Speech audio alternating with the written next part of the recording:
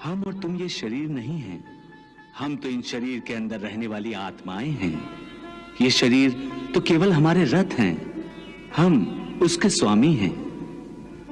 रथ के टूटने से स्वामी नहीं टूट जाता, उसी प्रकार शरीर के सुख और दुख आत्मा को सुखी या दुखी नहीं करते। यदि हम आत्मा हैं, तो फिर ये सुख दुख का आभास हमारी आत्मा को क्यों होता है? ये सुख दुख का आभास आत्मा को नहीं होता, केवल शरीर को होता है। तो फिर आत्मा को क्या होता है? आत्मा को कुछ नहीं होता, क्योंकि ये होना न होना, सुख दुख, सर्दी गर्मी, ये सब प्रकृति के नियम हैं। आत्मा तो अविनाशी परमात्मा का अंश है, इसलिए आत्मा प्रकृति की सीमा से बाहर है। आत्मा अचिंत्य है, मानवीय चेतना के चिंतन के घेरे में नहीं आती। अर्जुन, आत्मा पर प्रकृति और सृष्टि के नियम लागू ही नहीं होते, क्योंकि वो सृष्टि और प्रकृति दोनों ही की पहुंच से बाहर है।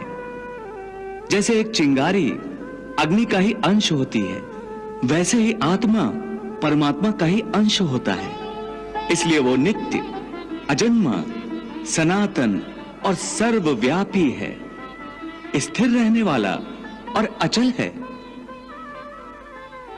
हे पार्थ, आत्मा को न कोई शस्त्र काट सकता है, न उसे अग्नि जला सकती है, इसको जल नहीं गला सकता, न इसे वायु ही सुखा सकती है।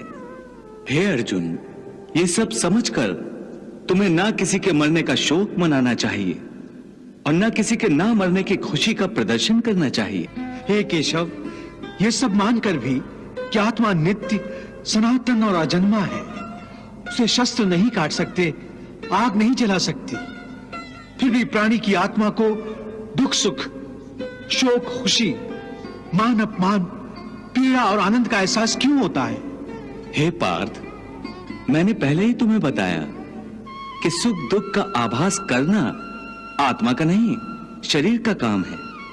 परंतु केशव, शरीर को दुख या पीड़ा तभी होगी जब शरीर को कोई चोट लग जाए या उसका कोई अंग कट जाए।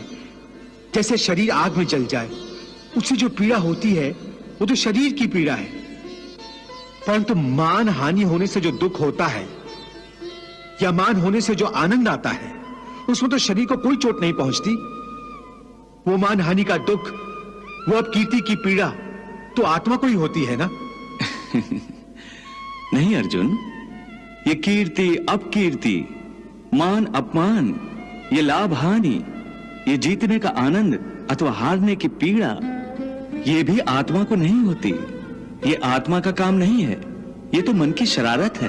मन की शरारत? इसका क्या अर्थ है केशव? पार्थ, प्राणी के शरीर का एक अदृश्य अंग है मन, जो दिखाई नहीं देता, परंतु वही सबसे शक्तिशाली हिस्सा है शरीर का। ये याद रखो कि मन शरीर का हिस्सा है, उसका आत्मा से कोई संबंध नहीं।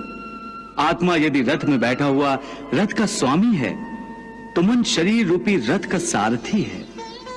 ये मन ही इंद्रियों के घोड़ों को इधर उधर भटकाता है।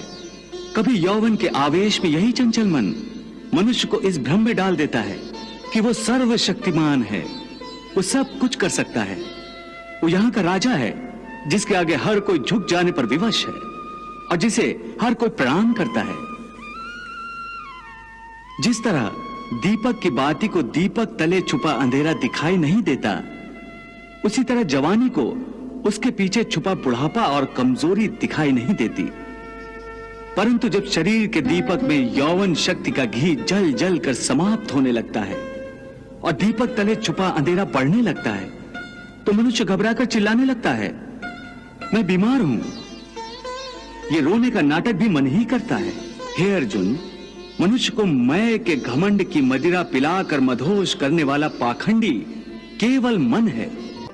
वाह प्रभु वाह,